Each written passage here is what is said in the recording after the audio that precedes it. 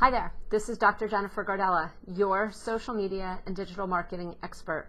I'm here today to talk to you about SEO for your divorce attorney website. Now, I know that you are overwhelmed. You have a website, you may have even paid a lot of money for it, but it isn't performing as optimally as it should. You know something is wrong, but you're overwhelmed and you don't know what to do. Well, don't worry. Together, we can fix it. The first thing I want you to understand is what is SEO. Search engine optimization, or SEO, is the process of making sure that when your ideal clients are looking for you and your services on the web, your website is given to them as an option by Google.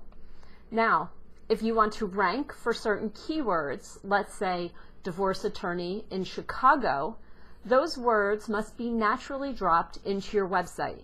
And naturally putting them into your website is the process of optimizing your website for SEO, search engine optimization. Typically, we play by Google's rules. Google is the largest search engine. However, all of the other search engines also have this same strategy. Someone goes looking for you or your services, and your information is displayed based on what's written into your website. So, just having the word divorce on your website isn't enough. The question is, what is? Turns out your ideal clients are not out there just searching on the word divorce. They're also using other words. They're using words like divorce and alimony, but they're also using longer phrases like child support, parent custody agreements. They may also be looking at post-divorce issues. 60% of search is guided by questions. How much alimony am I going to receive? Or how much alimony am I going to pay? If you don't have those words written into your website, when individuals go asking those questions to the search engines, your information and your website will not be displayed. Now, what you first have to do is some really good keyword research. You have to look at some metrics, you have to look at some websites, you have to do some competitor analysis to figure out what your ideal clients are searching on, and number two, also what everybody else is searching on, what's popular. You have to look at a Google AdWords page. You may have to look at some other pages like Ask the Public. SEMrush has a great keyword research tool. By the way, note right here, do not use family law or family law attorney. I was already divorced for a few years, and I didn't even ever hear family law attorney until I started working for a divorce attorney on his marketing.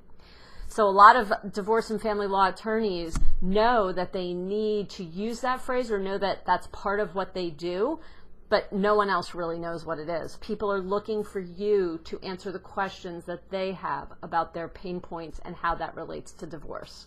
So, great keyword research. Make sure your keyword research also includes some geolocators. Those would include the towns, city, and states that you can actually practice law in. The next piece of increasing SEO or optimizing your website for SEO, well, it's adding content. Make sure that you have core articles written about exactly what you do. You want a page on your website dedicated to your divorce services, to alimony, both paying and payer and payee. You want one on child support. People want to protect their children in the divorce process, so it's important that you share how you do that. And then you can look down at your competitors and see all the pages that they have as well. Those are important. Now, in addition to your core articles, you also want to be writing blogs regularly. Your blogs should have the keywords from your keyword research in it. Now, nothing will set you up better to write great blogs than an editorial calendar.